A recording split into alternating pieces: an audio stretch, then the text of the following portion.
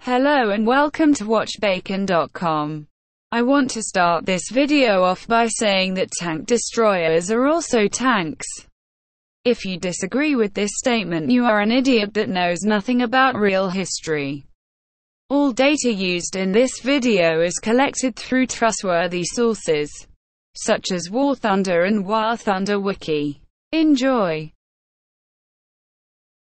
Number 10. The SAU-40. The Saumur S-40, or SAU-40 in short, is a early war French tank destroyer. It was designed to be the tank to end all tanks thanks to its powerful 75mm gun. That was powerful enough to penetrate 1¼ of Göring's fat layers. One feature that made it stand out was the machine gun turret at the top of the tank. This was made so it could be spotted more easily by enemy forces. Without this, the SAU-40 would be too OP and be banned by the Geneva Convention.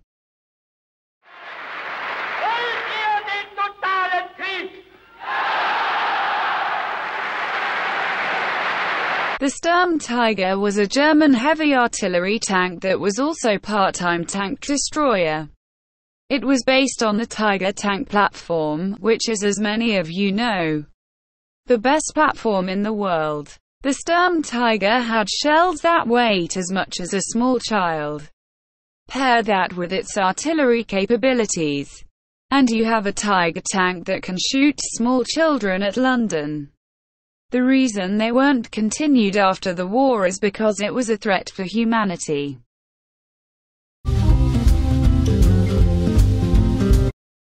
Russian anti-tank dog. Russian anti-tank dog was a specially trained dog that would carry explosives and go under tanks with them. Although it proved to be extremely efficient to destroy tanks, it also was one of the worst jobs in the war, with a fatality rate of 100%. Some say the idea is still being used today in Afghanistan as suicide goat.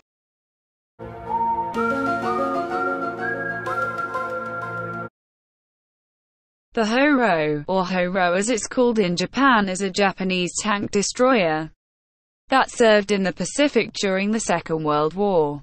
In this time, Japanese tanks were the absolute best and dominated the world. It was always believed that the Pons designed their own tanks, but recent investigations concluded that something more sinister might be at play. Last year, an archaeologist in Japan made a shocking discovery in one of the books he was reading at his local library. His discovery shocked him so much that he was forced to smash that subscribe button and click that notification bell. In this book, the archaeologist found a picture hinting that Japan might have been helped by the aliens. The picture shows the Japanese government talking with an extraterrestrial alien. The Japanese Emperor Hirohito is also shown in the photograph. So did the Japanese actually make the Horo, or was it made by aliens? We will never truly know.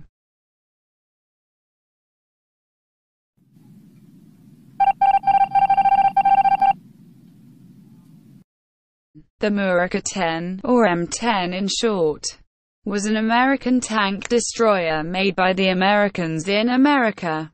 It drove on American fuel and shot American ammunition. It was powered by an American engine that was very American.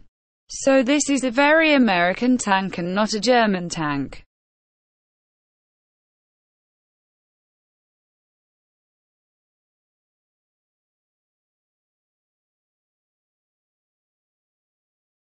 The German captured French tanket with an artillery cannon strapped onto it. Was a French tanker with a German 37mm Pak 36 strapped onto it. Luckily for the Allies, this tank only saw limited production. God knows what would have happened if these were produced in larger quantities.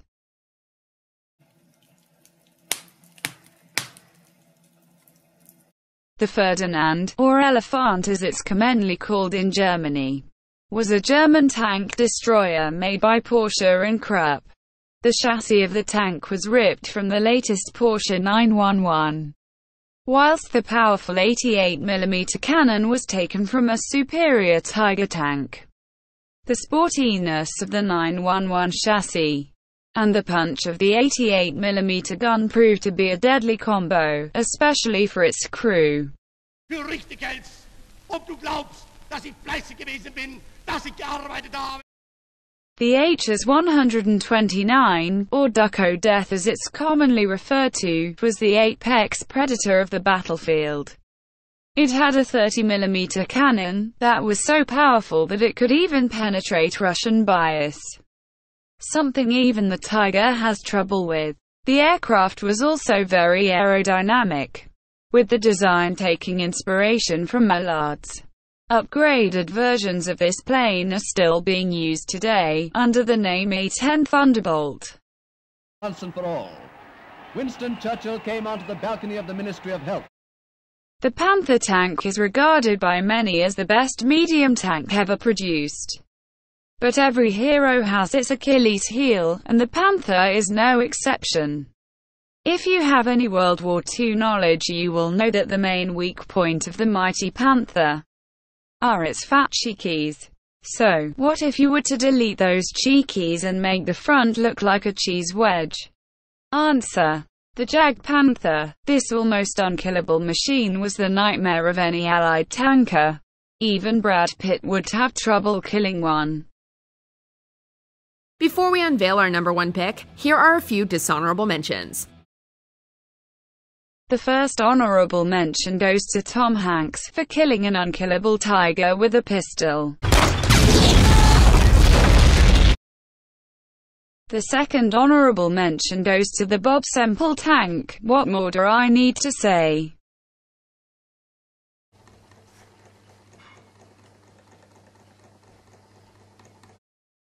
The mighty Tiger tank, widely seen as the best tank ever produced thanks to its powerful 88mm gun and its almost impenetrable armor, was already an unstoppable force.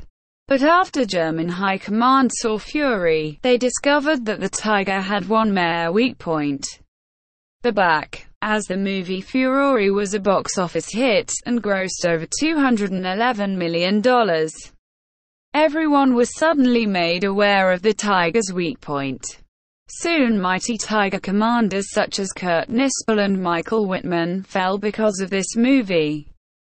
German High Command had seen enough and decided to upgrade the Tiger.